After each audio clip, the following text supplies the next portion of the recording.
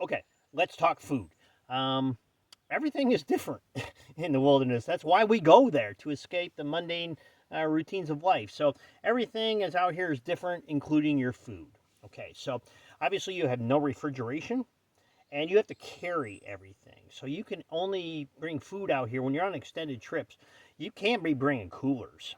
Okay, that sure ice cold beer would sure taste good, but I don't care how good that beer tastes. Nothing is worth trying to bring a cooler out here of ice when you're more than one lake in or something. Okay, so if you're out here for a long time or you're going long distances, you need food that's light and that is does not need refrigeration and doesn't break the bank. You know, if you want to spend $10 to $14 on Mountain House and Peak meals, those are delicious. Don't get me wrong, I love those freeze dried meals.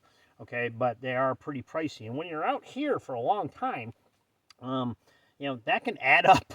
That can add up when you do 3 meals a day, and I'm doing a 21-day solo trip.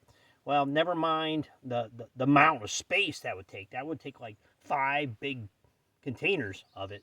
The cost would be, oh heck, that's a car payment just in food.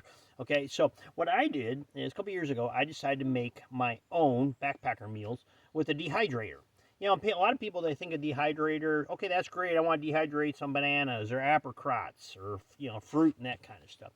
Truth is, you can dehydrate almost anything. Okay, so I have my dehydrator is one of the big 12 stack ones, and like I said, when you can dehydrate, there's basically not many things that you can't dehydrate. Okay, I've done a lot of experimentation. Some have not been so successful. I've tried eggs about 5 different ways.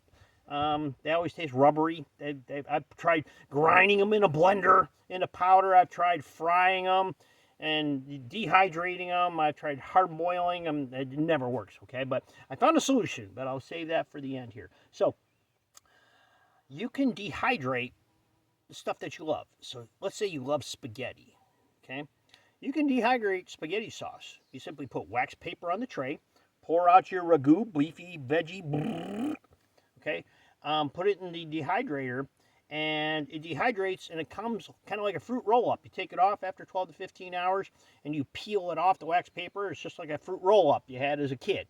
And so then you're just rehydrating. So it's amazing what you're able to do. This year, I tried a new one here. Is my wife and I love mod pizza. Mod pizza is very healthy for you. If you have the cauliflower crust, you can pick the ingredients. We try to eat healthy. So I thought, I wonder if I can dehydrate mod pizza. Turns out you can. Okay, basically I froze some slices, put them through the grinder, same grinder I grind up elk and deer and antelope through and everything. And then I dehydrated it for 12 to 15 hours. And it comes out in 2 ways. It comes out like this powder. And we call it mod mix. My wife likes it like that. It's kind of like trail mix. And then I like to hydrate it, and I call it mod mush. And mod mush is delicious. Some people in my household were kind of skeptical of that was going to work. And I was like, here, take a bite. And they took a little bit, and they're like, it's good stuff. So I'm looking forward to that on my future trip here with Kim later this summer. But the variety of meals that you can do is pretty amazing, and so what's cool about is you can control your own ingredients, as far as organic or any type of dietary concerns, because you're controlling what you're putting into it.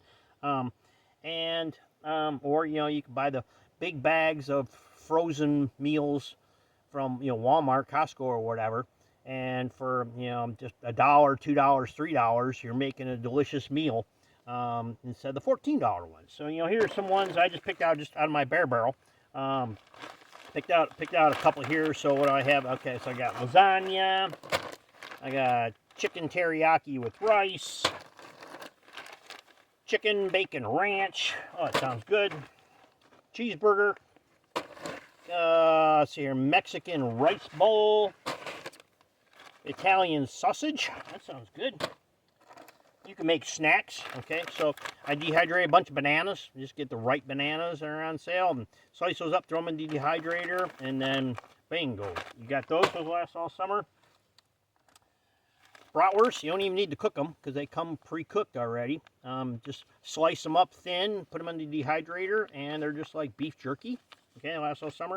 And even bacon. Okay, my wife Kim especially loves these. You know, the biggest challenge in dehydrating bacon is that the smell of bacon on the dehydrator fills the entire house. And so the biggest challenge in making backpacker bacon is people keep coming by and opening up the tray and taking bites and taking strips of them. Like, where'd all the bacon go? Okay, so I mentioned eggs. I've tried everything, but this year I came up with a solution. Came up with an omelet. Okay, so what I did, let's open this. Inside, what I did is I bought good quality powdered eggs, and I put them enough for like 3 eggs worth, separate, a little baggie. Okay, so that's the powdered eggs, and here's all my other ingredients. Okay, so this is, I've got sausage, onions, hash browns, mushrooms, spices, all the stuff that you put into an omelet. So I will let this soak. Okay, these meals take a little while to soak. They're not like 10-minute meals like peak meals are. Okay, though I'll let it soak usually for an hour. Sometimes if it's chicken takes a long time. I'll hydrate chicken for 2 hours, 3 hours or so. So what I'll do is I'll get that hydrating, I'll get that soaking, let that soak for about an hour, and then in the frying pan, non-stick pan, I do the powdered eggs, and it turns out just like scrambled eggs. Mix it all together, put in some dehydrated salsa, and there you go. You have the best omelet, better than the omelet place that you go to on Sunday morning after church.